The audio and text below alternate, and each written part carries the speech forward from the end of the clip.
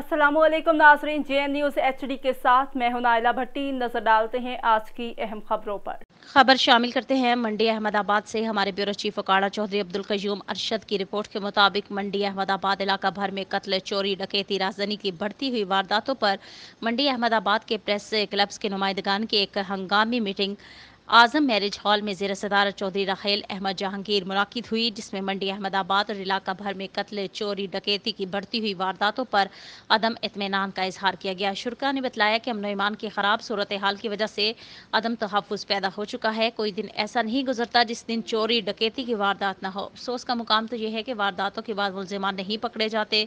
तमाम शुरका की मुतफ़िका राय से एक एलामिया जारी किया गया है, जिसके मुताबिक मंडी अहमदाबाद के सहाफ़ी बिला खौफ ख़तर अपनी सहाफ़ी जिम्मेदारियां सर अंजाम देंगे। तमाम सरकारी महकमों पर गहरी नज़र रखी जाएगी और किसी भी मामला या वारदात पर चश्मपोशी नहीं की जाएगी। साइलिन की मुकम्मल मदद की जाएगी और मुतासरीन की आवाज़ आला हुक्काम तक पहुँचाने में भरपूर किरदार अदा किया जाएगा।